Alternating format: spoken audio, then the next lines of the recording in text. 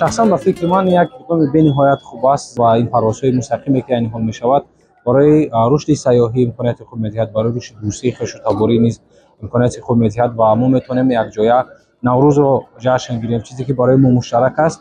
صلح همیشه باید پایدار باشد با سیاست پیش گرفته جناب عالی. پروازها در سمت جمهوری تاجیکستان و جمهوری Кыргызстан آغاز می‌شود. Возобновляется прямое авиасообщение между городами Душанбе и Бишкек. Тут ваши друзья и коллеги. Спасибо.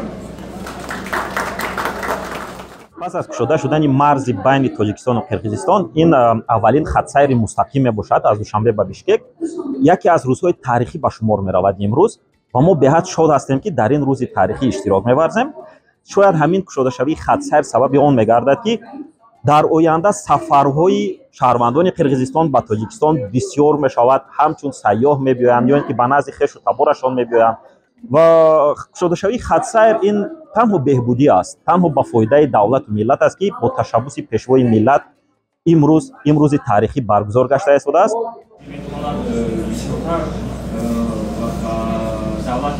ژورنالیستان و بلاگنویسان سیاحی جلب شدند تا اینکه امکانیت‌های دو جانب را برای مردم آسایش‌های دو دولت انعکاس کنند.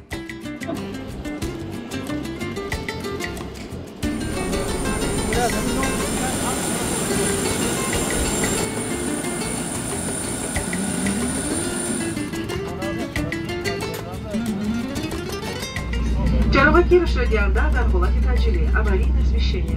در حالت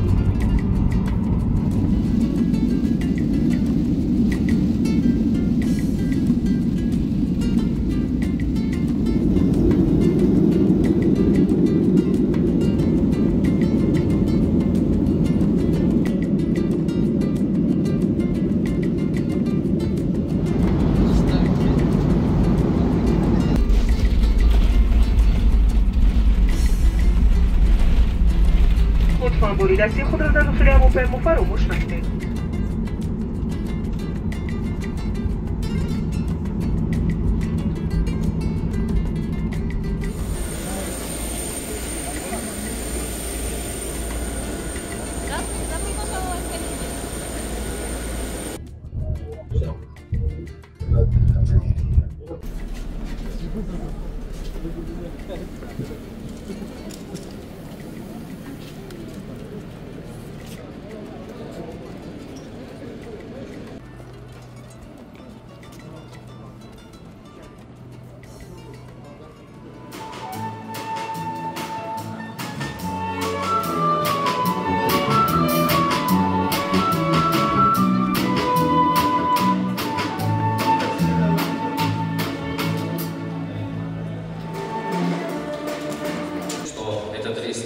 Символом нового этапа в истории наших двусторонних отношений.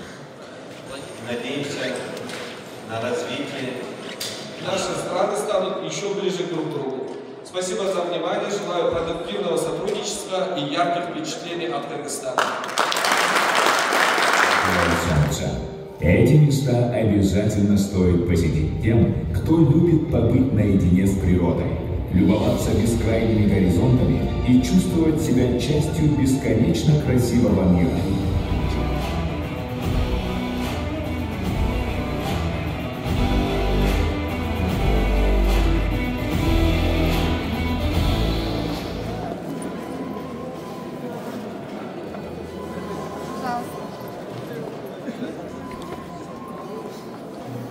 طور شما آگاهید 12-13 مارس سال جاری سفر اساسگذار صلح وحدت ملی پیشوای ملت پرزیدنت جمهوری تاجیکستان محترم امامعلی رحمان و جمهوری قرقیزستان برگزار گردید.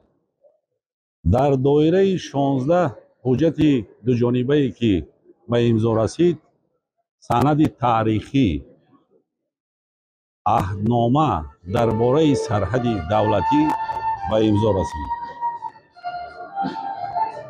اوید به نتیجه های سفر роҳбарони ду давлат дар изҳороти матбуотии худ муфассал иттилоъ доданд.